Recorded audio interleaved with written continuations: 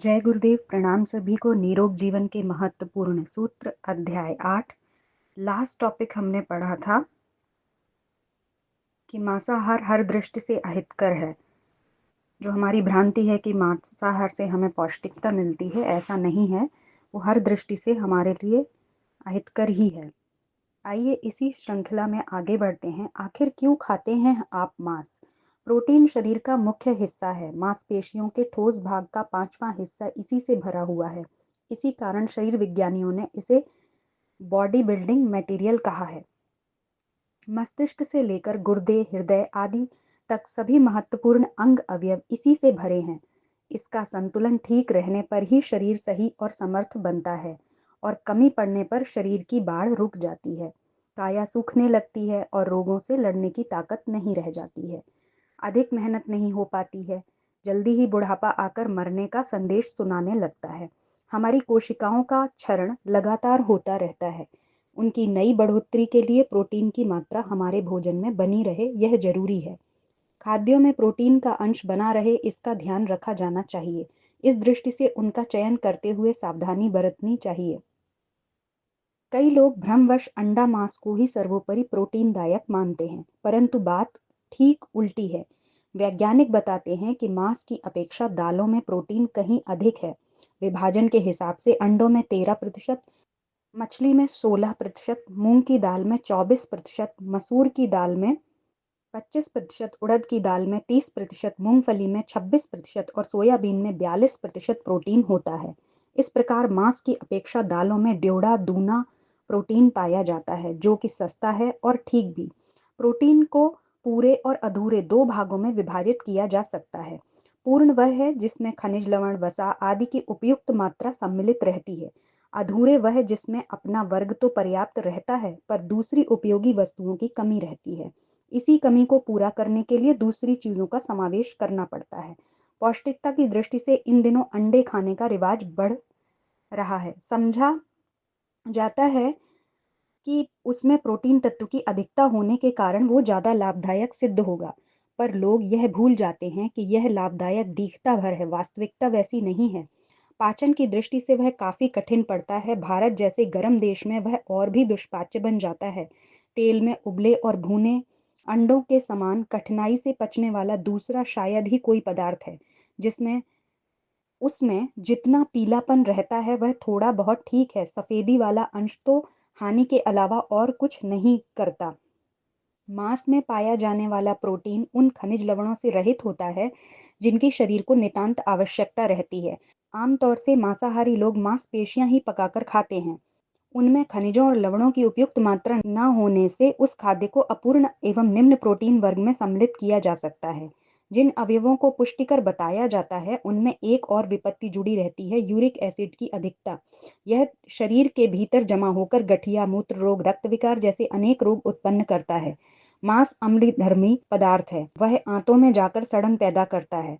कुछ समय पहले मांस का रस शोरबा बनाकर रोगियों को दिया जाता था, पर अब खाद्य विशेषज्ञों ने घोषित कर दिया है कि उसमें न तो उपयुक्त मात्रा में पौष्टिक तत्व ही रहते हैं और न वह सुपाच्य ही है। उसे रोगियों को पिलाना उनके दुर्बल पेट के साथ अत्याचार करना है। बीमारियां आदमियों में ही नहीं, उन प्राणियों में होती हैं जिनका मांस खाया जाता है।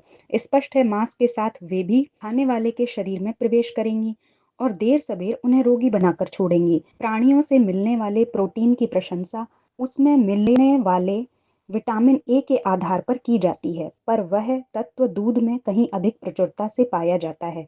मांस की तुलना में छेना, पनीर, दही आदि कहीं ज्यादा लाभकारी हैं। और तो और मांस में सोयाबीन ही कहीं अधिक बेहतर है। उसमें फास्फोरस, लोहा, विटामिन ए, बी, डी, ई, वसा आदि तत्व इतनी मात्रा में रहते हैं जितने कि मांस में नहीं होते। उसे उबालकर या बिना उबाले पीस कर बहुत बढ़िया दूध बनाया जा सकता है। उसमें नींबू का रस डाला जाए तो छेना भी बन सकता है। चीन ने अपनी पौष्टिक खाद्य समस्या का हल सोयाबीन के सहारे ही किया है। अपने देश के लिए भी उसका प्रचलन हर दृष्टि से उपयोगी है। मांसाहार की जगह सोयाबीन बड़ी आसानी से लिया जा सकता है। एक दिन भिगोकर फुलाया हुआ अथवा अंकुरित किया हुआ सोयाबीन तो और भी अधिक गुणकारी बन जाता है, वरन कई दृष्टि से वह अधिक उपयुक्त भी है। दूधजन्य पदार्थों का प्रोटीन 65% तक पच जाता है, जबकि मांस का प्रोटीन आधा भी नहीं पच पाता। सामान्य दालें यदि भिगोकर या अंकुरित करके बिना छिलका उतारे भाप के सहारे मंदी आंच पर पकाकर खाई जाएं, तो वे भी प्रोटीन की कमी पूरी करती हैं। दुष्पाच्य तो उन्हें हमारी त्रुटिपूर्ण पकाने की प्रक्रिया बनाती है, जिनमें छिलका उतारना और तेज आंच के सहारे पकाना और मसाला, घी आदि के छोंक बघार देकर स्वादिष्ट बनाने पर अधिक ध्यान दिया जाता है। जानवरों में सबसे बलवान हाथी है, उससे भी ताकतवर गैंडे को माना जाता है। यह दोनों ही शाकाहारी हैं। यह जानते हुए भी न जाने क्यों लोग शाकाहार की शक्ति पर संदेह करते हैं।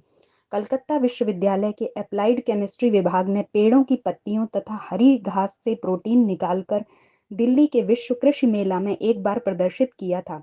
लोगों को यह जानकारी दी गई कि मनुष्य के खाने का सबसे महत्वपूर्ण भाग प्रोटीन सामान्य घास और मामूली पत्तियों में भी काफी मात्रा में मिल सकता है।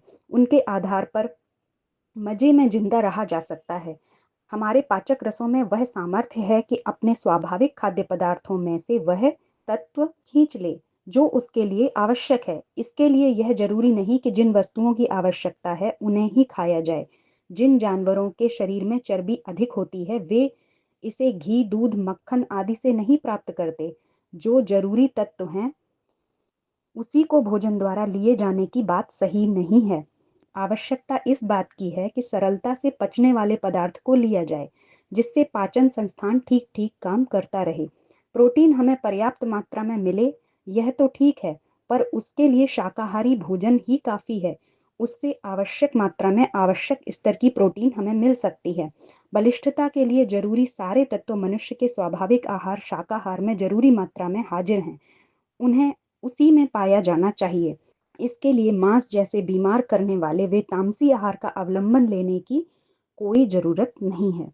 तो आज हमने पढ़ा कि जो हम सोचते हैं हम मांस इसलिए खाते हैं कि उससे हमें प्रोटीन मिलता है, तो प्रोटीन हमें शाकाहार से भी उससे अधिक और उससे अच्छे स्तर का मिल सकता है। आज के लिए इतना ही। जय गुरुदेव। प्रणाम सभी को।